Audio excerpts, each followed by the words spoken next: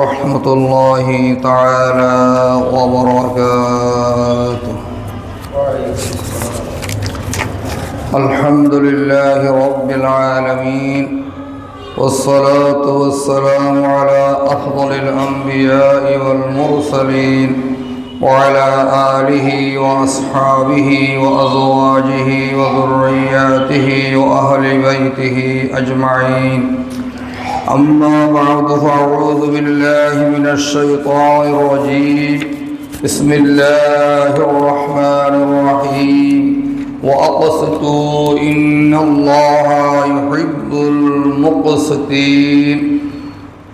وقد قال الله تعالى عز وجل في تعظيم رسوله صلى الله عليه وسلم: إن الله وملائكته يصلون على النبي يا أيها الذين آمنوا صلوا عليه وسلموا تسليما. صلى الله على سيدنا محمد وآله وأصحابه وبارك وسلم. بلغ العلا بكماله، كشف الدجى بجماله، حسنت جميع خصاله. صلوا عليه وآله. اللهم صل على محمد وعلى آل محمد كما صليت على إبراهيم وعلى آل إبراهيم إنك حميد مجيد. اللهم بارك على محمد وعلى آل محمد كما باركت على إبراهيم وعلى آل إبراهيم إنك حميد مجيد. اللهم رب صل وسلم وبارك عليه. আমরা সকলেই মহান রব্বুল আলামিন হাকামুল হাকিমিনের দরবারে নত শিরে শুকরিয়ার মস্তক অবনত করছি যে মহান আল্লাহ সুবহানাহু তাআলা তার হাজার হাজার সৃষ্টি রাজের মধ্যে আমাদেরকে ইচ্ছে করলে অন্যান্য সৃষ্টি হিসেব তিনি সৃষ্টি করতে পারতেন,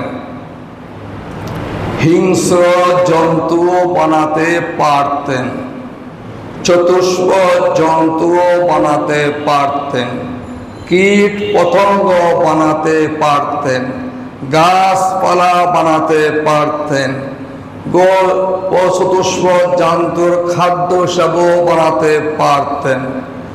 বিভিন্ন প্রকারের সৃষ্টি যেগুলি আমরা নাম জানি আর না জানি, 18,000 মখলুকাতের মধ্যে অন্যান্য সৃষ্টি না করে আমাদেরকে তিনি সৃষ্টি করেছেন, তিনি এই জমিনে প্রেরণ করেছেন, পয়দা করে পাঠিয়েছেন। আবার তিনি ইচ্ছে করলে একটি হাত না দিয়ে পারতেন, চোখ না দিয়ে পারতেন, কিডনি না দিয়ে পারতেন, মাথার অবকাঠামো বর্তমান যেভাবে আছে সেভাবে না করেও পারতেন। বিভিন্ন প্রকারের অসৌজন্য বৈচিত্র্যমূলক সৃষ্টি থেকে ভিন্ন ধরনের যে সৃষ্টি মসৃণ, যে সৃষ্টিকে বলা হয়েছে কোরআনের ভাষায় লাকাদ খালাকনাল ইনসানা ফি আহসানি তাকওয়িম। আমি যতই সৃষ্টি করেছি, পয়দা করেছি, বানিয়েছি, তার মধ্যে মানব জাতিকে, ইনসানকে আমি কি করেছি? সবচেয়ে সুন্দর অবয়ব কাঠামো দিয়ে মসৃণ করে সৃষ্টি করেছি। আবার এই মানুষের মধ্যে তিনি ইচ্ছে করলে আমাকে, যেই ঘরে আল্লাহ ডাক নেই, নামাজের ডাক নাই, সভ্যতার ডাক নাই, কোরআন হাদিসের ডাক নাই, আউলিয়া আল্লাহর ডাক নাই, নাই নাই আল্লাহর তাওহীদ এবং নবীর রিসালাত, আউলিয়া কেরামের ওয়ালায়াতের যেখানে চর্চা নাই, তিনি সেখানেও আমাদেরকে প্রেরণ করতে পারতেন। তিনি সেখানেই আমাদেরকে প্রেরণ করেননি, আমাদেরকে প্রেরণ করেছেন যেই ঘরে আসার জন্যে 1,24,000, 2,24,000 মতান্তরে তার চেয়েও অনেক বেশি পয়গম্বর যারা আল্লাহর কুদরতে সিলেক্টেড, ইলেকশনে নয়, সিলেক্টেড আল্লাহর কুদরত দিয়ে আলম আরওয়াহের মধ্যে সৃষ্টি করেছেন। ওই সৃষ্টি আম্বিয়া কেরামগুলো ইচ্ছে করেছিলেন আমরা নবী মুহাম্মদুর রাসূলুল্লাহ সাল্লাল্লাহু আলাইহি ওয়াসাল্লামের উম্মত হতে চাই, নবী না হই। এমন মর্যাদাপূর্ণ উম্মতের গড়ে, ঈমানের গড়ে, তাওহীদের গড়ে, রিসালাতের চর্চার গড়ে অর্থাৎ ঈমানদার করে যিনি আমাদেরকে প্রেরণ করেছেন। আবার আজকের এই জুমার দিন, গুরুত্বপূর্ণ দিনে, সপ্তাহের সবচেয়ে মর্যাদাপূর্ণ ইজ্জতওয়ালা দিনে আযানের আগ থেকে যে মাহবুব আমাদেরকে মসজিদে প্রবেশ করাইয়ে দিলেন, এই সময় অনেক মানুষ বাজারে রয়েছে, হয়তো জামাতও পাবে না, হয়তো ঘুমে আছে, কেউ ডাকাও যাবে না, ডাকতেও পারবে না, হয়তো এমন অবস্থায় চলন্ত অবস্থায় সেই জামাতে পড়তে পারবে না। বিভিন্ন প্রকারের সমস্যা থেকে উদ্ধার করে যে মাহবুব আমাদেরকে আকাশের নিচে জমিনের উপরে শ্রেষ্ঠত্বের দাবিদার, ইজ্জতওয়ালা, মর্যাদাওয়ালা জুমার সালাত আদায়ের উদ্দেশ্যে মসজিদে ঢুকাইয়ে দিলেন, ইমানদারের ঘরে প্রেরণ করলেন। আমরা সকলের হৃদয়ের সব তখন শ্রদ্ধা, ভাষা, ভক্তি উজাড় করে আমরা একবার উচ্চারণ করে ইয়া রব্বি লাকাল হামদ কামা ইয়ানবাগি লিজালালি ওয়াজহিকা ওয়া আযীমি সুলতানিক। সাক্ষ্য প্রদান করছি তিনি ব্যতীত আমাদের কোনো উপাস্য নাই, মাবুদ নাই। তিনি একক অদ্বিতীয় সত্তা, নিরঙ্কুশ সত্তা। অগণিত দরুদ ও সালামের হাদিয়া পেশ করছি বিশ্ব মানবতা কান্ডারি, গোটা সৃষ্টির একমাত্র মধ্যমণি, ইমামুল আম্বিয়া,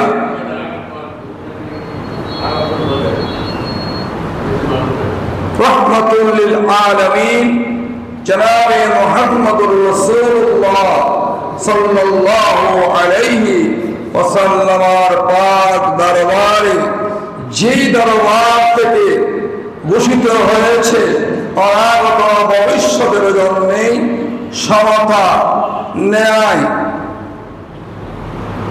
প্রতিষ্ঠা এবং ন্যায়ের প্রতি আহ্বানকারী ওই সমস্ত মানুষ যারা নাকি ন্যায়ের প্রতি আহ্বান করে ন্যায়ের পথে প্রতিষ্ঠিত থাকে, তাদের জন্য ইহকালীন কল্যাণ, পরকালীন জগতের সাফল্যের যে মহান রাসূল ঘোষণা দিলেন, আমরা সকলেই তার প্রতি প্রেরণ করছি দরুদ হাদিয়া। সবাই বলি সাল্লাল্লাহু আলাইহি ওয়াসাল্লাম। প্রিয় হাজিরিন, আজকের যে বিষয়গুলোর উপরে খুতবা আলোচনা তা হচ্ছে ন্যায় বিচারক, আমির বা বাদশাহ সম্পর্কিত বিষয়। কারণ আল্লাহ সুবহানাহু ওয়া তাআলা আমাদেরকে তার রাসূল দিয়ে শিক্ষা দিয়েছেন যে যার উপরে প্রধান হয়ে চেয়ারে বসবেন তিনি সমতা রক্ষা করে চলবেন। তিনি সেই সমতা রক্ষা করতে গিয়ে কারো কাছে মাথা নত করতে পারবে না। তিনি একমাত্র আল্লাহ রব্বুল ইজ্জত ওয়া জালালের কাছে মাথা নত করবে। প্রয়োজনে তার গর্দান দেবে, তার হাতের গুছা দিয়ে অন্যায়ভাবে নিরহ মানুষের গর্দান তিনি নিতে পারবেন না। কারণ নবী মুহাম্মদুর রাসূলুল্লাহ সাল্লাল্লাহু আলাইহি ওয়াসাল্লাম তার শিক্ষা তার উম্মতকে দেয়নি। প্রিয় হাজিরিন, বিশ্ব মানুষ, আজ আমাকে আপনাকে একবার হলো চিন্তা করতে হবে আমার সৃষ্টিকর্তাকে। আমার সৃষ্টিকর্তা হচ্ছেন আল্লাহ। কে? আল্লাহ। আপনি দেখুন আল্লাহ কিভাবে সৃষ্টি করেছেন তা মানুষকে জানাই দিয়েছেন 30 পারা কোরআনে কারীমের মাধ্যমে। সেখানে কিছুটা হচ্ছে খালাকাল ইনসানা মিন আলাক। ও মানব গোষ্ঠী, তো এত অহংকার কিসে? তোকে আমি তোর মা বাপের সংমিশ্রণের একটি কাতরা আমি হেফাজত করেছি, এক রক্তপিণ্ড বানিয়েছি, সেখান থেকে আমি তিল তিল করে তোমাকে সৃষ্টি করেছি। বলুন সুবহানাল্লাহ।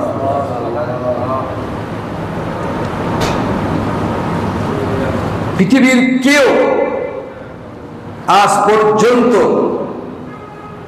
বলতে পারেনি কোন দিন সন্তান মায়ের পেটে আমানত গেল, কিভাবে গেল। আপনারা বিজ্ঞানের উৎকর্ষের পরিবেশে বলবেন হুজুর ইনকি হতে লাগবে দে অর্থসাথে দিল্লি মাত্র হচ্ছে মা যান 4 মাস পরে, 4 মাস পরে, এর আগে পারা যায় না। মাহবুব যখন আমাকে পাঠাবার জন্য পৃথিবীতে তার কুদরতের মনসা হয়েছে, প্রথম দিনে সে আমার মায়ের গর্ভে আমি চলে গিয়েছি। সেটা গিয়েছি যে তিনি সৃষ্টি করে রেখেছেন আমি কি সন্তান হব না সন্ততি হব, কালো হব না দল হব, চিকিৎসক হব না প্রকৌশলী হব, আলিম হব না জালিম হব, লিখিবদ্ধ আছে। তাহলে বোঝা গেল কি আমাকে তিনিও সৃষ্টি করেছেন। সৃষ্টি করার পরে সেখানে আমার জন্য রিজিকের ব্যবস্থা কি হবে, সুম্মা কদ্দারা ওয়া রাযাকা। পৃথিবীতে খেয়ে পরে বাঁচতে হবে। মায়ের উদরে মা বউ তিনি খাওয়াইছেন, এমন করে খাওয়াইছেন আমার মায়েরও হাত পা নাড়তে হয় না মা খাওয়ার জন্যে, আমাদেরকে হাত পা নেড়ে খেতে হয়নি, ঠিক কিনা বলে। তাহলে পৃথিবীতে আসবো, আসার পরে দীর্ঘদিন আমার হাত পা নড়ে নাই, আমার চোখের পানি নড়েছে, মুখের আওয়াজ হাওয়া করেছি, ওই কান্নাতে আমার মায়ের হৃদয় কেঁপে উঠেছে। আমি কি খাওয়ানোর জন্য কান্না করেছি নাকি অন্যান্য প্রস্রাব পায়খানা করে বিছানা নষ্ট করেছি? সুবহানাল্লাহ, মা দৌড় দিয়ে পরিষ্কার করে দিয়েছেন। যখনই আমি এই থেকে শুরু করে মৃত্যু পর্যন্ত যা যায় খাবো সব কিছু লিপিবদ্ধ হয়েছে। বলুন সুবহানাল্লাহ। আত-তাকদীরু লা ইউরাদ্দু, আমার তাকদীরের লিখা কেউ পাল্টাতে পারবে না। হ্যাঁ, কিছু জিনিস আছে আল্লাহ কা চাইলে দোয়া করলে আল্লাহ বলে দে, আল্লাহ পরিবর্তন করে দে। এটাকে বলা হয় তাকদীরে মুআল্লাক, তাকদীরে মুবারক। মুবারকটা বলা হবে না, মুআল্লাক লক্ষণটা এখান থেকে নাড়িয়ে নামে দিতে পারবেন।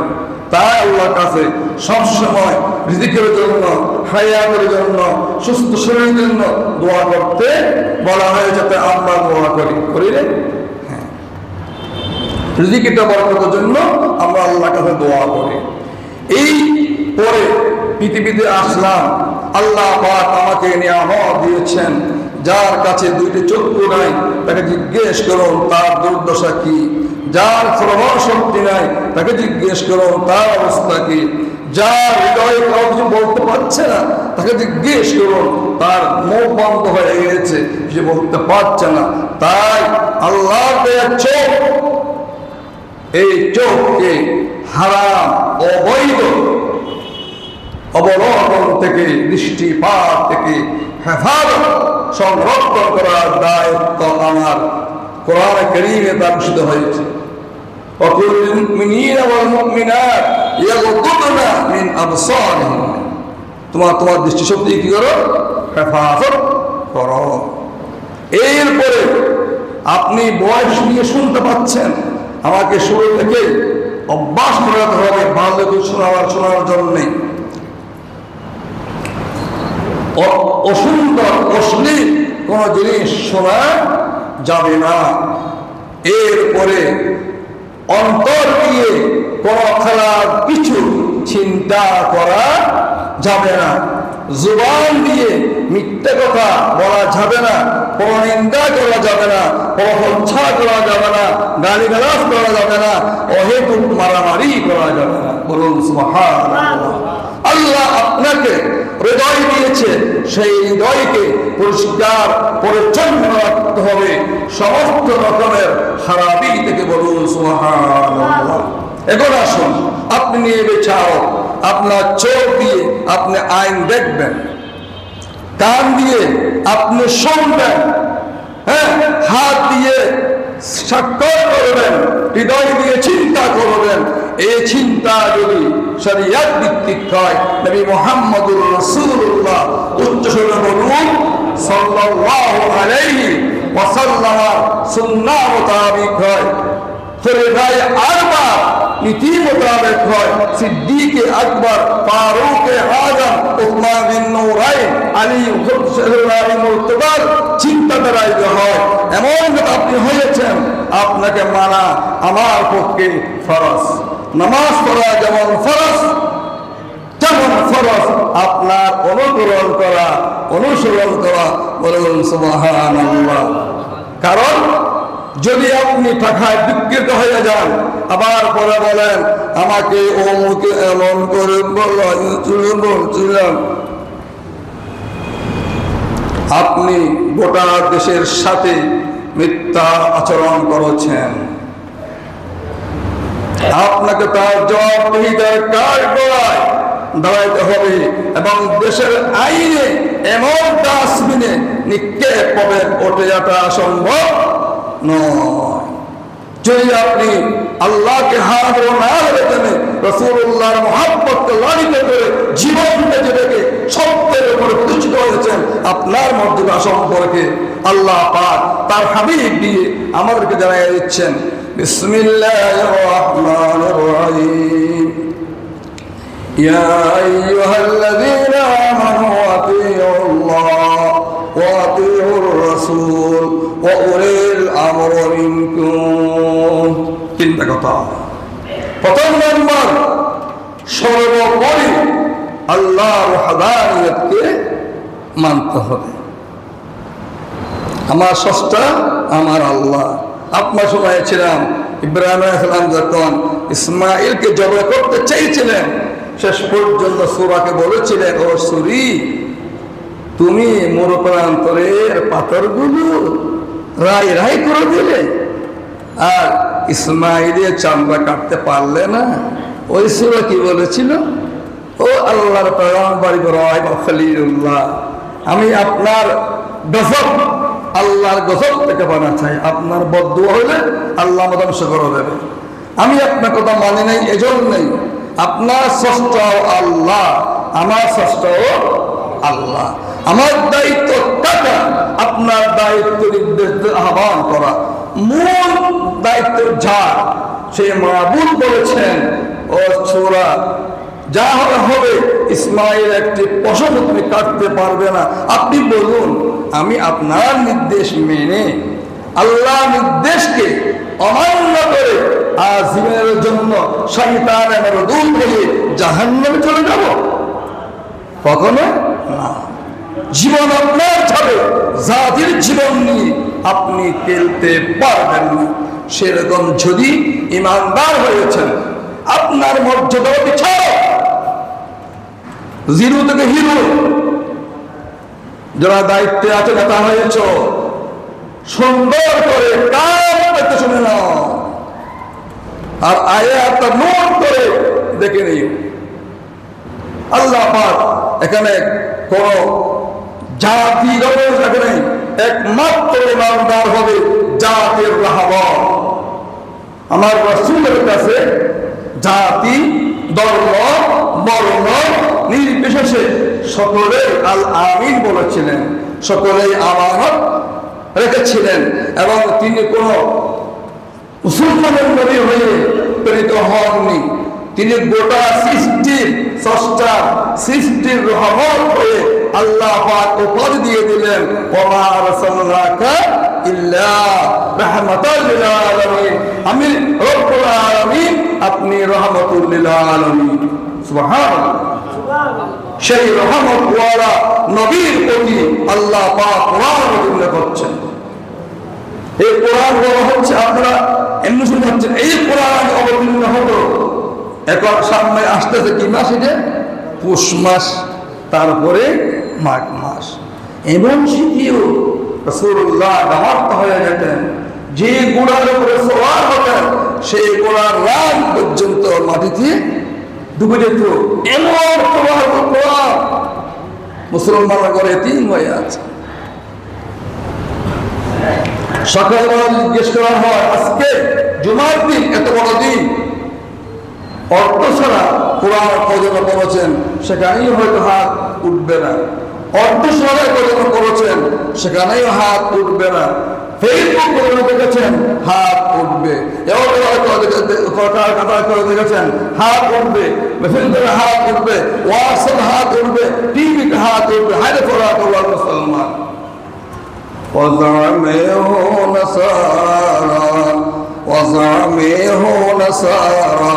तमद्दुन में हो नूर जिनको देख कर शर्माए यहूद। আমার আচরণ দেখে, আমার চরিত্র দেখে আজ অমুসলিমরা হাসে। আমি সেরকম ছিলাম না, কেমন হবে, কেন হবে, চিন্তার বিষয়। তাই আল্লাহ পাক ঈমান ডাক দিচ্ছেন। সমস্ত সৃষ্টির মধ্যে ঈমানদার উন্নত, মুহাম্মদুর রাসূলুল্লাহর উম্মত ছাড়া আর কোনো উন্নত কেউ নাই। যে জান্নাত পার হয়েছে আল্লাহর কুদরত রহমত দিয়ে, প্রথম নবী মুহাম্মদুর রাসূলুল্লাহ, তারপর তার উম্মত, তারপরে উম্মতেও।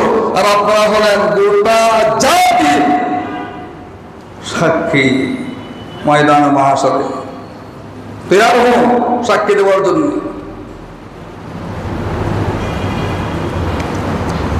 ইয়া আইয়ুহাল্লাযীনা আমানু, ওগো আমার ঈমানদার যারা ঈমান পেয়েছো, বড় নিয়ামত পেয়েছো, তোমাদের প্রথম দায়িত্ব হচ্ছে আতিউল্লাহ, আল্লাহর আনুগত্য, মানে আল্লাহর হুকুম কি করা, পালন করা। আল্লাহ হুকুমের পরে কারো হুকুম মানা যাবে না। আতিউর রাসূল, নবী মুহাম্মদুর রাসূলুল্লাহ সাল্লাল্লাহু আলাইহি ওয়াসাল্লাম পদাঙ্ক প্রতিটি মুহূর্তে, প্রতিটি ওয়াক্তে প্রতি সেকেন্ডে আপনাকে অনুসরণ করতে হবে। আর আপনার জীবনের পরিধি যত বাড়বে, রাসূলুল্লাহ সুন্নাতের মানার পরিধিও তত বাড়াইতে হবে। বলুন সুবহানাল্লাহ। আপনি যেভাবে হন, যেহেতু আসবেন উপর দিকে, এই বিষয়ের উপরে আল্লাহ হাবিব কি শিক্ষা দিয়েছেন আপনাকে জানতে হবে। এরপরে আপনি জেনেছেন, মর্যাদা পেয়েছেন, আপনার মর্যাদা কিন্তু জানেন। ও উলিল আমরি মিনকুম, উলিল আমর নিত্যস্থানীয় ব্যক্তিগণ আপনার কে মানা ফরজ কতক্ষণ, যতক্ষণ আপনি আল্লাহ এবং তার রাসূলের নির্দেশাবলী অনুকূল পরিবেশে আমাকে পরিচালনা করবেন। সিদ্দিক আকবর রাদিয়াল্লাহু তাআলা আনহু খলিফাতুল মুসলিমিন, তিনি বক্তব্য পেশ করলেন, লা তাআতা লিমাখলুকিন ফি মাসিয়াতিল খালিক। ও আল্লাহর রাসূলের উম্মত, আল্লাহর বান্দারা, যেহেতু আমার উপরে দায়িত্বভার অর্পিত হয়েছে, এ দায়িত্বভার অর্পিত হওয়ার পর থেকে আমি যতক্ষণ পর্যন্ত আল্লাহ প্রদত্ত, আল্লাহ হাবিব সরওয়ারে কায়নাত সাল্লাল্লাহু আলাইহি ওয়াসাল্লাম প্রদর্শিত রীতি এবং নীতি মোতাবেক আপনাদেরকে যে আহ্বান করব আপনারা তা মেনে নেবেন। যদি আমি তার বিপরীত অংশে নিয়ে কিছু বলি, তা আপনাদের মানার কোনো প্রয়োজন নেই। প্রিয় হাজিরিন, ও আল্লাহর বান্দারা, আপনি রাসূলুল্লাহ নেতৃত্বের আসনে সমাসীন হওয়ার পরে কিভাবে আপনি ইকদিমুল মুসলিম, আপনি মিথ্যার আশ্রয় গ্রহণ করতে পারেন? যাচাই বাছাই না করে পরে যখন সমস্যায় পড়েছেন তখন বলছেন আমি যাচাই বাছাই করে নাই, ওই কারণে পৌঁছলাম। বলুন নাউযুবিল্লাহ। আপনি সংগঠনের প্রধান, কমিটির প্রধান, পরিচালনা প্রধান, ঘরের প্রধান, মহল্লার প্রধান, এলাকার প্রধান, যেখানে প্রধান হয়ে দায়িত্ব হয়েছেন, আপনাকে চিন্তা করে গবেষণা করে সিদ্ধান্ত নিতে হবে। কারণ আল্লাযী ইউমিনু বিল্লাহ ওয়া বিকিতাবিহি, আপনি আল্লাহর উপরে ঈমান এনেছেন, রাসূলের উপরে ঈমান এনেছেন, পরকাল জগতের জবাবদিহিতার জন্য আপনি ঈমান এনেছেন, আপনি আল্লাহর কিতাবের প্রতি ঈমান এনেছেন, সাতটা বিষয়ের প্রতি আপনি ঈমান এনেছেন, আপনি হয়েছেন মুমিন। আপনি একজন মুমিন হয়ে আরেকজন মুমিন এবং জনগণের ইজ্জত আবরু নিয়ে কিভাবে আপনি তামাশা করতে পারেন? করেছেন, আপনি ভালো কাজ করেননি। কারণ ইসলাম সব সময় আপনাকে ভালো কাজের আদেশ প্রদান করেছে এবং উত্তম চরিত্র উপহার দিয়েছে। উত্তম চরিত্র উপহার আপনাকে দিয়েছে। যদি আপনি ইসলাম গ্রহণ করার পরে, মুসলিম হওয়ার পরে যদি আপনি উত্তম চরিত্রের অধিকারী হতে পারেননি, হৃদয়ে ভরে এমন কাজ করছেন, মানুষের কাছে সামনে কথা বলতে পারবেন না, কখনো হয় না। ইসলাম তার শিক্ষা দেয়নি, তাহলে আপনি ইসলাম হয়েছেন, না হয় আপনি ইসলাম হন নাই। কারণ ইসলাম হওয়ার পরে আপনার প্রতি আল্লাহ কোরআন প্রেরণ করে রাসূলের মাধ্যমে কোরআন আপনি ডাক দিয়েছেন, ইয়াদউনা ইলা বিল ইত্তিফাক ওয়া তানহানা আনিল গাসসি ওয়াল মুনকার। কোরআন আপনাকে ডাক দিয়েছে পক্ষে, আপনি কেন অনর্থ করছেন? ওয়া তাসিমু বিহাবিলিল্লাহ জামিআন ওয়া লা তাফাররাকু ওয়াজকুরু নি'মাতাল্লাহ। সূরা আলে ইমরান ৪th পারা করে দেখবেন, বলা হচ্ছে আল্লাহ আল্লাহর রজ্জুকে, আল্লাহর হুকুমকে, আল্লাহর আইনকে, আল্লাহর কোরআনকে মজবুত করে ধরো এবং পৃথক হয়ে যাও না। পৃথক করে সমস্যা কি? আপনারা ঘরে দিয়ে আপনার 10 জন সংখ্যা আছেন, একটা একটা বাঁশ নেবেন বা লাঠি নেবেন, ছোট ছোট ভেঙে ফেলতে পারবেন। 10টা একসাথে হওয়ার পরে ভাঙার কোনো সুযোগ নেই।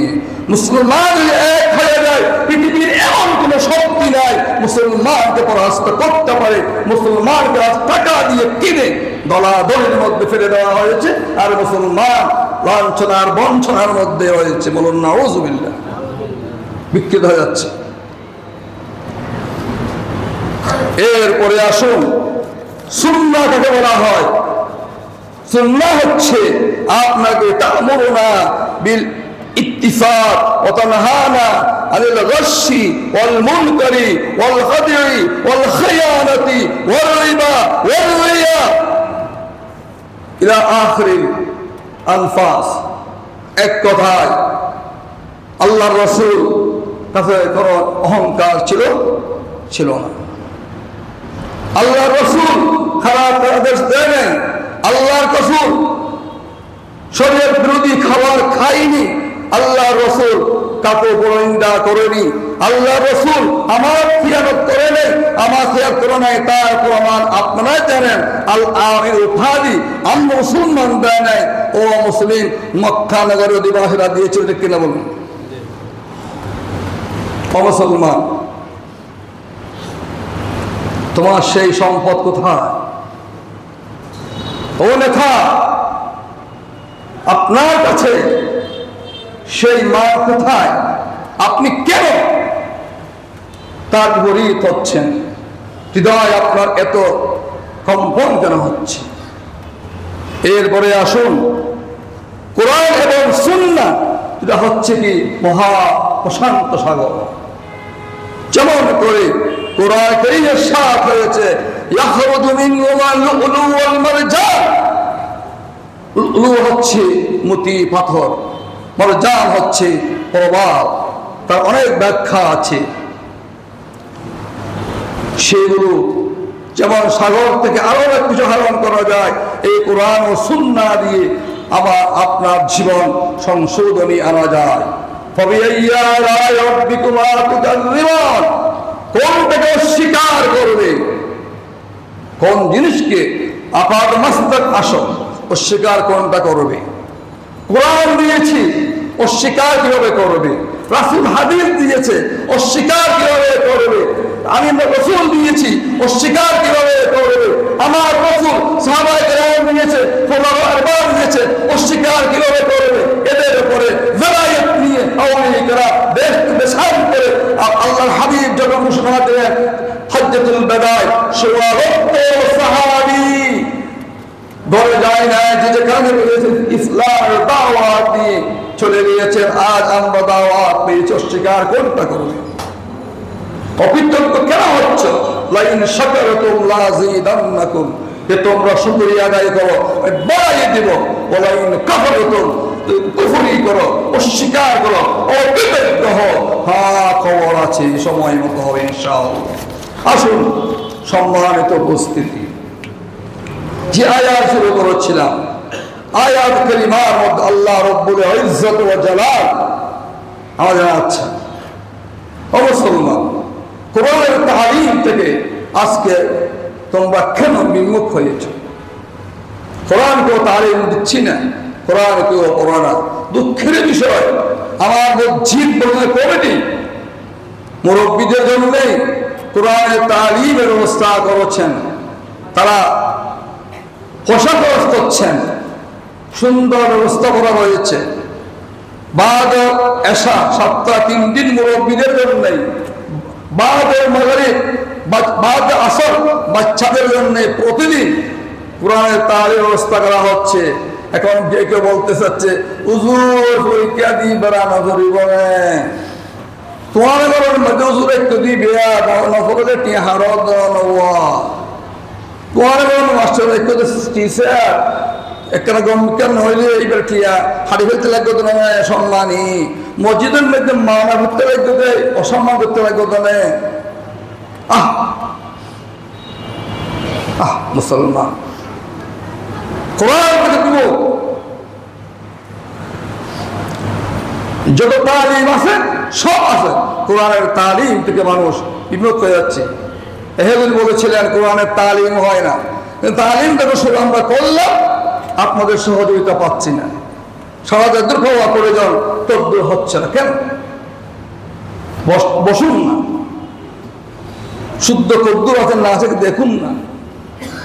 আবার এই কোরআন আইলে দাওয়াসুরে সান্তান ফরজ না, ঈদ আইলে লোকেরা সান্তান ফরজ না খাবার বাড়লে যে সন্ধ্যা খাবার বাড়লে যায় কোরআন সেই ফটো ফসিলে ইবার ইয়ের বড়িও চেষ্টা করো না, আইও না পর খাওয়া তাইবিও নামাজ ফরজ দে কি কুলবল্লা ফরজ না কুলবল্লা ফরজ, আলহামদু ফরজ আলহামদু ফরজ, সুবহানাল্লাহ ফরজ সুবহান রাব্বিয়াল আযীম ফরজ। একটা চেষ্টা করো না, দোয়া গুলো থেকে শিখো না, আত্মাইয়া শিখো না, দরুদ শরীফ শিখো না, আইও না। আল্লাহ পাক আরো বুঝিবার তৌফিক দাও, আমিন হন। হুজুর সাল্লাল্লাহু আলাইহি ওয়াসাল্লামের যে কোরআন হয়েছে সেখানে বলা হচ্ছে তোমাদের কোরআনের তালিম দেওয়া হচ্ছে, অতমাসসাকু বিল কিতাবিল মুবিন, কোরআন আঁকড়ে মজবুত করে ধরো। জিয়ারত করতে লাগবে কোরআন, যে কোনো কিছু পড়তে লাগবে কোরআন, নামাজ পড়তে লাগবে কোরআন ও হাদিস, এগুলো আঁকড়াই ধরো। কারণ ইন্নাল্লাহা ইউহিব্বুল মুকসিতিন, ও ন্যায় বিচারক শুনে নাও, শুনে নাও, নিঃসন্দেহে আল্লাহ সুবহানাহু ওয়া তাআলা ওই বিচারকদেরকে বেশি ভালোবাসেন যেই বিচারকরা হক ইনসাফ করেন। বলুন সুবহানাল্লাহ। যারা বিচার করেন গড়ে, পাড়ায়, মহল্লায়, এক দূর দূর যে যদ্দূর জানেরই সেখানে কতটুকুর কি করেছেন একটু চিন্তা করে দেখি, চিন্তা করে দেখি।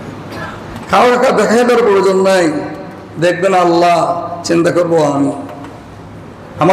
আমার দায়িত্ব অনুভূতিতে কদ্দূর আমি এগিয়ে গিয়েছি। একবার রাত্রে চিন্তা করেছি, হ্যাঁ রে এটা আমার শেষ রাত, জানি না আশা করতে পারবো কিনা। ও আল্লাহ, সারাদিন কি করলাম, দায়িত্ব পেয়েছিলাম, কি করলাম, কি করেছি। একবার চিন্তা করেছেন? ভালো হলে শুকরিয়া করব, খারাপ হলে তওবা করব, করেছি? মোবাইল ছেড়ে ওঠে বিভিন্ন ফলে খারাপ দৃশ্য, মোবাইল চলতেছে, বিশ্বাস হয়ে যাচ্ছে আপনি ঘুমাই আছেন, কেউ দেখলে আপনাকে ভালোবাসবে না, আপনি ঘুমাই গিয়েছেন, আফসোস। কোরআনের আওয়াজ দিয়ে আপনি ঘুমান নেই। বিচার করেন কালকে কিভাবে করবেন, চিন্তা করুন না কোরআন নিয়ে, হাদিস নিয়ে, রসুল নিয়ে, সাহাবায়ে কেরাম নিয়ে, আউলিয়া কেরাম নিয়ে পয়সা কিভাবে পকেট হবে এটা চিন্তা করছেন। তাই আপনাকে অদৃশ্য হতে হচ্ছে, আপনাদের মস্তককে অদৃশ্য করে ফেলা করতে হচ্ছে। আল্লাহ না করুন, আল্লাহ না করুন, আল্লাহ আমাদেরকে বাদ করুন, বলুন আমিন। হুজুর রউফুর রহিম সাল্লাল্লাহু আলাইহি ওয়াসাল্লাম ইরশাদ করেছেন, নিঃসন্দেহে যারা নাকি হক বিচার করে, জীবন বেঁচে রেখে হকের প্রতি মানুষকে আহ্বান করে, হকের প্রতি হক বোঝার জন্য কলমের মাধ্যমে লিখে আর রহমান আল্লামাল কোরআন, কলম দিয়ে লিখে সুন্দর করে জীবন বাজে রেখে ওই সমস্ত মানুষ, শোনো তোমরা সবাই নিয়ে বিচারক। কারণ আমরা যে বলেছি দুটা, দুনিয়াবী বিচার, উখরাবী বিচার। এই সাহাবায়ে কেরাম আজকে আমরা দাওয়াত না দিতে আমরা ইসলাম পেতাম না। খুলুন না তাফসীরে মাযাহারি, তা খুলুন না তাফসীরে ইবনে কাসির ইত্যাদি, যে দুটি এই দেশে মানুষ বেশি বুঝে সে দুটাই বলো না, বলিয়াম করুন না, দেখুন না। রাসূলুল্লাহ বলছেন আল্লাহ তাদেরকে ভালোবাসেন। আর এই মুসলিম জনগোষ্ঠী যখন আওয়াজ দেয়, এই মিম্বর থেকে আওয়াজ মানি এমন আলো হয় গোটা দেশ আলোকিত হয়ে যায়। জাতি, ধর্ম, বর্ণ নির্বিশেষে অধিকার নিয়ে সম্প্রীতির বন্ধনে আবদ্ধ হয়ে দেশের মধ্যে বসবাস করে। বলুন সুবহানাল্লাহ। কেউ কারোর উপরে অত্যাচার করতে পারবে না। এভাবে রাসূলুল্লাহ সাল্লাল্লাহু আলাইহি ওয়াসাল্লাম ইরশাদ করেছেন, তিন প্রকার মানুষের জন্য জান্নাত আকাঙ্ক্ষা করছে। একজন হচ্ছে ন্যায়পরায়ণ বিচারক, জিরো থেকে হিরো পর্যন্ত, জিরো থেকে হিরো পর্যন্ত, যার উপরে যেই আমানত, যেই দায়িত্ব অর্পিত হয়েছে, সেই থেকে একেবারে উপর পর্যন্ত, উপর থেকে নিচে পর্যন্ত। এরপরে 2 নম্বরে যে প্রতিবেশী, যে মানুষ নিয়ে উৎসাহিত, মানুষটি খুব ভালো, আমাদের শুভাকাঙ্ক্ষী, দুঃখে সুখে লাগে, রাত 3টায় বলে 4টায় বলে চলে আসে, দমক দিয়ে কথা বলে না, মোহাব্বত করে, কথা বলতে গেলে খুব শুনে, এমন মানুষকে সবাই ভালোবাসে। এমন মানুষের জন্য জান্নাত আকাঙ্ক্ষিত। 3 নম্বর, যেই পুরুষ, যে কর্তা ঘরের মধ্যে বরণীয়, বুঝছেন তো? ঘরের মধ্যে প্রশংসনীয়, সে ব্যক্তির জন্য কি জান্নাত আকাঙ্ক্ষিত। বলুন না সুবহানাল্লাহ।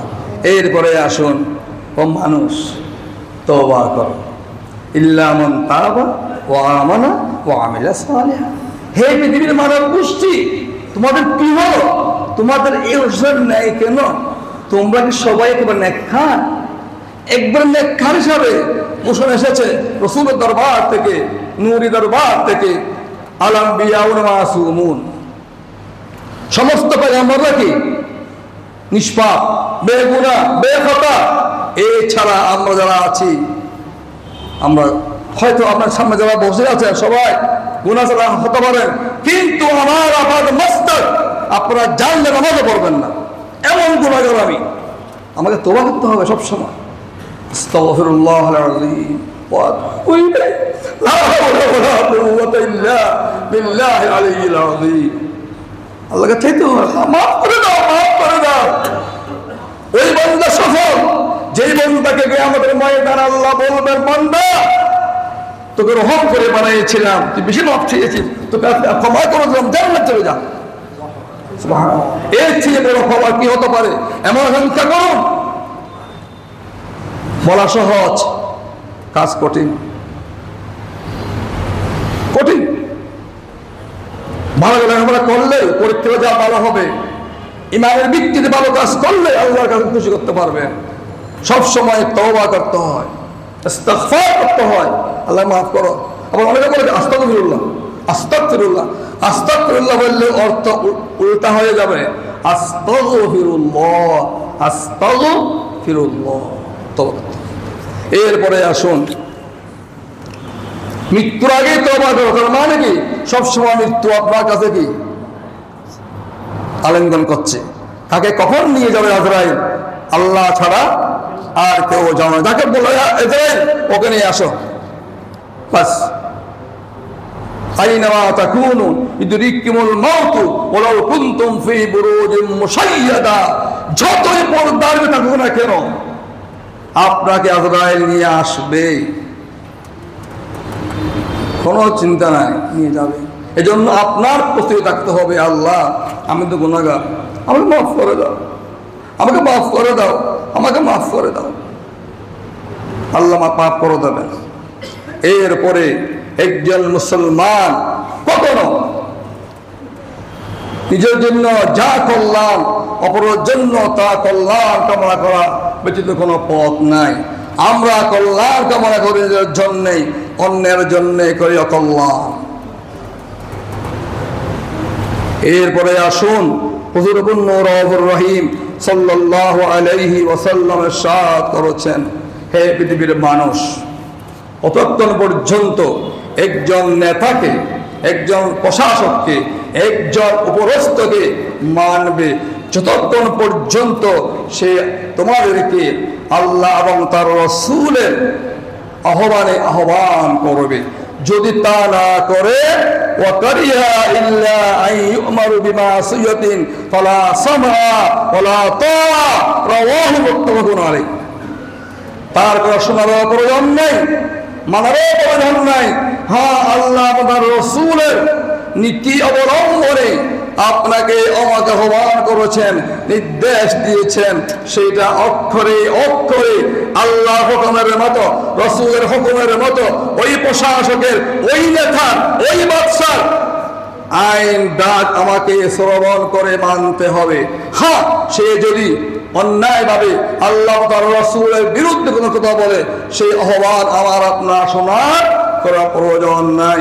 প্রিয় হাজরিন, যদি ওই নেতা যদি ডাক দিয়েছেন, ডাক শুনে নাই, আমার মৃত্যু হবে জাহেলিয়াতের মৃত্যু, আর যদি তা শুনেছি আমার মৃত্যু হবে জান্নাতুল ফিরদাউসের পথের মৃত্যু। মার ইলাহি, আমরা যা বললাম, যা শুনলাম, এর মধ্যে যদি আমাদের অগোচরে অনিচ্ছাকৃত ভাবে আমরা ভুল বলেছি, ভুল শুনেছি, তোমার নাম গফফার, তোমার নাম রহমান, তোমার নাম সত্তার, মাফ করে দাও। আর যেগুলি আমরা হয় করে বলার বুঝার চেষ্টা করেছি, জীবন থেকে রেখে মৃত্যু পর্যন্ত এই কথার উপরে স্থির থেকে মুস্তাকিমের উপর ওঠা থেকে তোমার সাথে মোলাকাত করার জন্য কবুল আর মঞ্জুর করে নাও। সবাই বলি আমিন। ওয়া আখিরু দাওয়ানা আলহামদুলিল্লাহি রাব্বিল